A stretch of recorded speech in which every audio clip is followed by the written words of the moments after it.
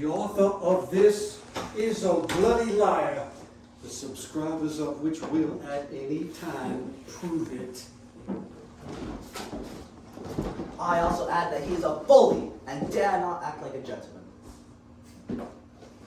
The proof, Blackburn's and Scott's assertion, be for them to present to me a pair of pistols in private, and if I were to refuse them, the veracity of their futures would not be suspected.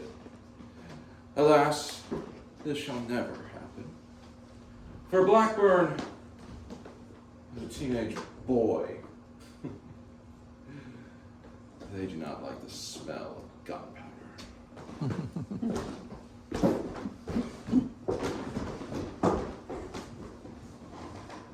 At this point, the fact of whether Sarah Scott is indeed guilty of anything seems to fall away. Thomas and John Scott, who is the 18-year-old son of Sarah Scott, take offense, and soon a duel is planned. At dawn this very morning, September 4th, 1765, John Bayless and his second, Skipwith White, meet John Scott with his second, Cuthbert Bullitt, on the grounds at Quantico Church, pistols at the ready. Cuthbert tries his best to placate the principals, but in the end, the gentlemen are prepared for a duel.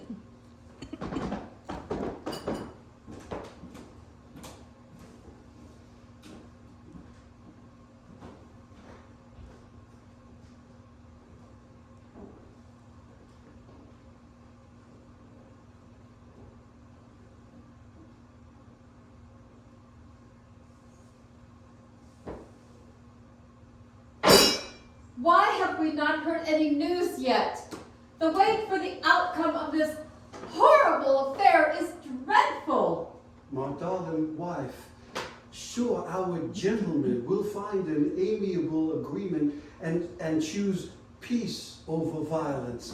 Why, Cuthbert has assured me that he will do everything in his power to dissuade young Johnny and Mr. Bayless and put aside their differences of opinion. Why, I expect a rider to appear at any minute and tell us that they have set aside their weapons and are friends once again. Yes, Thomas. Our Mr. Bayless was such a good friend to your father, Richard. Mm-hmm. Certainly he will decide, for our dear Jane's sake, that peace is the correct path and end this foolishness. I hear my name. Pray, what is the news? We are still waiting, my dear sister. I'm sure that your husband will prove to be a man of peace, and he and Johnny will return good friends once again. Dear brother, I've been weeping all night over my dear John's behavior. My husband's fury is so easily ignited. See, I do not agree with what he said about you and Johnny so publicly at the door of the courthouse. However, he has every right, as you and Mr. Lee, to do so when he believes an injustice has been committed. On that, I must stand beside my husband. I have tried to dissuade him of this action. This is the second duel he's called for. The first, of course, did not happen by the grace of our Lord, although Colonel Washington did hear about the incident. The quarrel stemming from this legal matter has caused all of this. Although Mrs. Sarah has been cleared, evidence my John had should have been heard. Maybe she never meant to harm poor little Davy. John must know that. Are we talking about the slave child again? The child ran away. When he was returned to us, he was corrected. All was well. He worked in the fields. He was fine. Now, I regret what happened to him, but how he came by those terrible injuries that led to his demise, I know nothing about. I was cleared of all charges.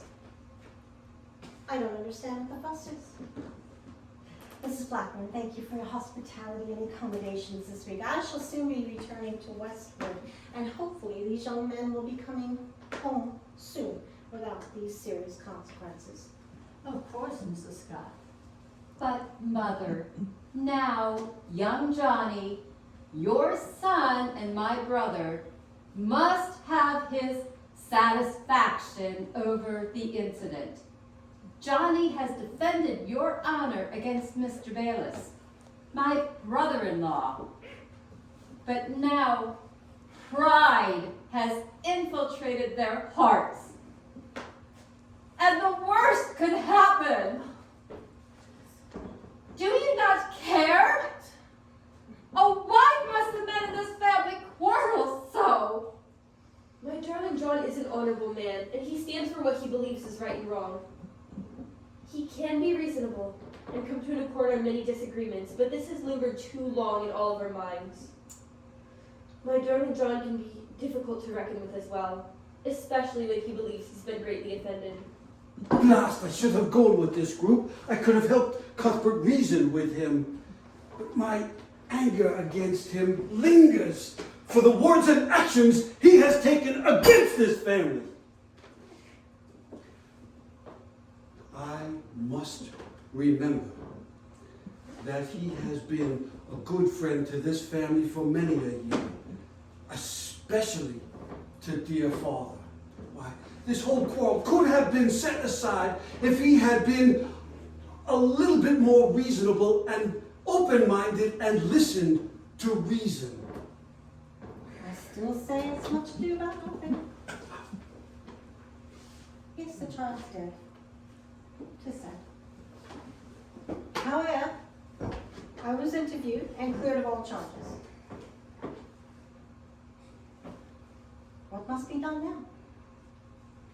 We could not have it any other way. If we had not, we would have had more problems. We must put it behind us. We must let it be. Mother, how can you say that? His dear mother took care of me as a child, God rest her soul. And you always claimed he was a favorite of yours, remember? Yes, yes, dear, yes. However, I did appreciate her good care of you. But we must remember, they are slaves, not family. David was a fine lad, clever, hard-working, but his head was always up in the clouds. Why are we wallowing about one dead slave boy? There are so many others just like him at Westwood. We must put it behind us.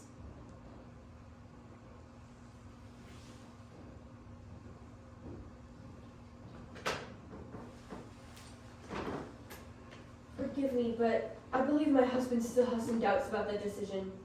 See, maybe if the courts would have listened to the evidence, we could have put this all behind us. It is as I have said, my dear. Interviews were taken, and I was cleared. Davy received a good Christian burial. I shall take my leave.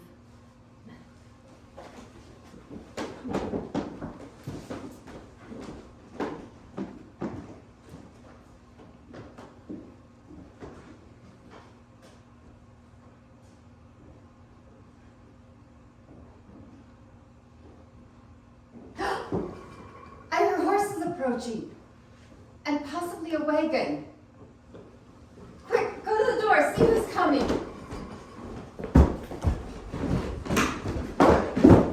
My dear sister, my dear family, please forgive me. Mr. Bayless and I, we were at the churchyard. Mr. Bayless and I were still intent on the duel. Mr. Boyd, he tried to dissuade us, but Mr. Bayless and I, we were too stubborn. What is it, Johnny? What is my husband? Johnny, my dear lad, calm yourself. What is your meaning? Why must you flee? And what of the others? I do not mean to distress you. We should never have done. We should have solved this issue with words, not violence, but now blood has been shed. I never fired a shot. I promise you. I must flee, or surely I'll be arrested. I fear the worst.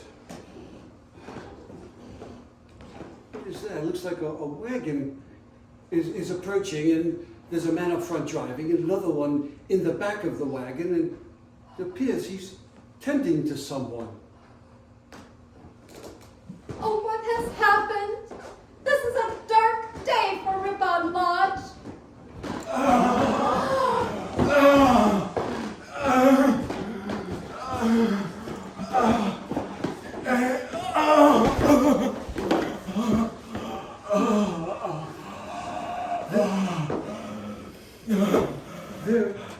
There's too much blood. Send for a ride to Dumfries for the doctor. Make haste! Jenny, forgive me.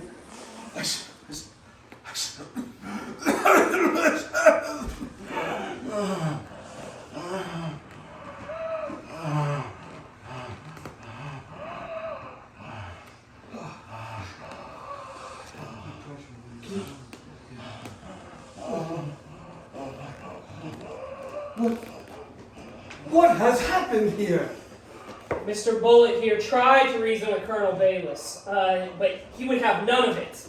He turned his anger towards Mr. Bullitt here. He had to have his satisfaction through pistols. Him and Mr. Bullitt scuffled, and then shots rang out. My God, I shot him. I did not mean to. Sir, I swear. I tried to dissuade him, but he would have none of it. Mr. Bayless grabbed me and we scuffled. Our pistols went off among the gravestones. And he missed. Colonel Bayless acted very ungentlemanly. They each fired at each other, both missing. But then Colonel Bayless pulled out a secret pistol and fired and missed as well. And then as Mr. Bullitt approached Colonel Bayless, Bayless threw his pistol at Mr. Bullitt. Please do hold on, dear. The doctors will be here soon. Sir, I fear his wound is mortal. It's taken us hours to come up the Kings Highway. The road is rough. And we can't stop the bleeding. I don't know how he's still alive. Just let it be known that Mr. Cuthbert Bullitt here showed mercy, for as Colonel Bayless fell, he approached him and helped him.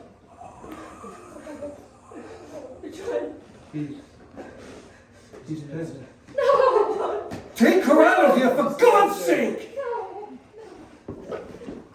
He's dead.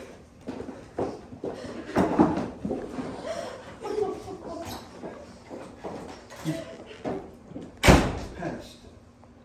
My sister's husband has passed.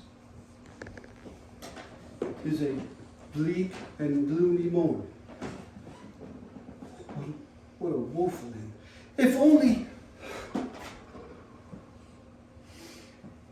we gentlemen had shaken hands in reconciliation, not with violence on our minds.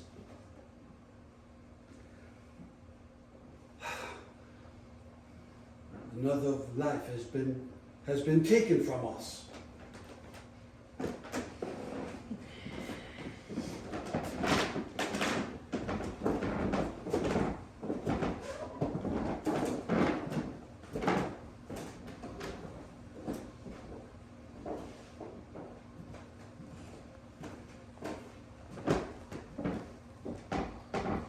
This ends this gloomy tale of the duel between John Bayless and Johnny Scott. There is no record of any further action against Sarah Scott in the death of the slave boy Davy. There is no record of where the child is buried. What happened to the rest of the family? Let us find out.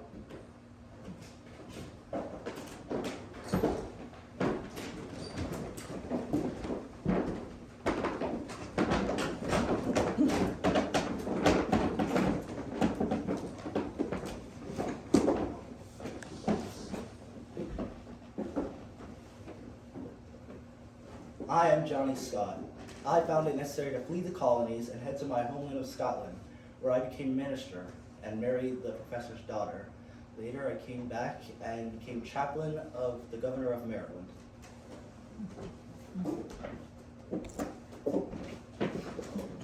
I am Cuthbert Bullitt. I was tried and acquitted in the wrongful death of John Bayless.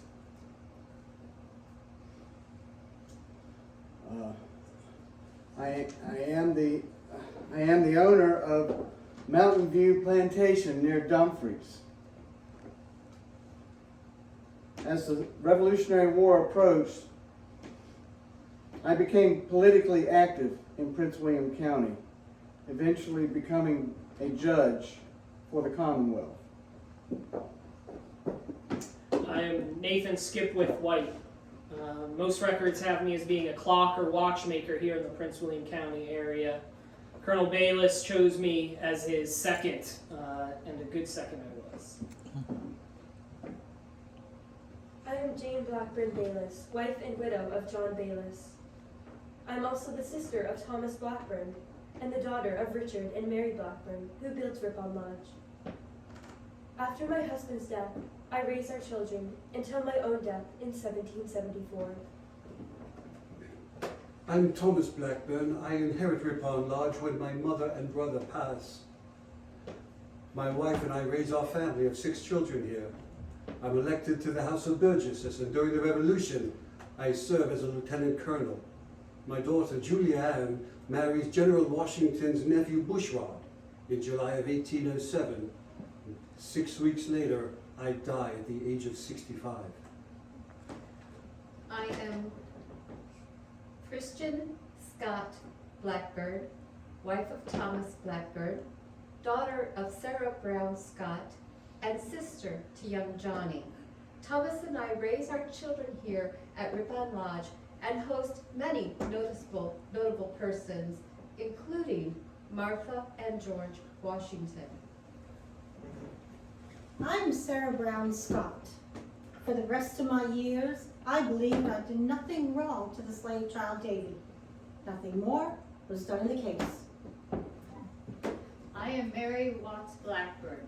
My husband Richard built Rippon Lodge, and I am mother to Jane and Thomas. Many wonderful and many tragic things have happened in our home through the years, too many to count.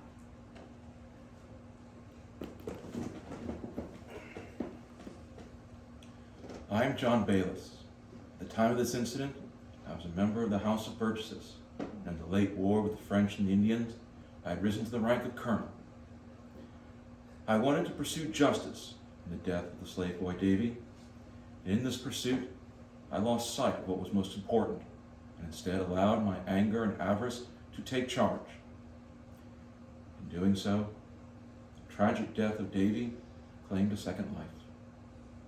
It is said, had I lived, I would have played a most prominent role in the American Revolution, but alas, this was never to be. I am said to be buried near my good friend Richard Blackburn at Rippon Lodge in the family cemetery, in a grave known only unto God. Thank you all for joining us today for the retelling of this true tragic event. Though it has been over 250 years since these events occurred, we would like to honor the memories of both Davy of Westwood and Colonel John Bayless. May they both be at peace, wherever their final resting place may be. Great.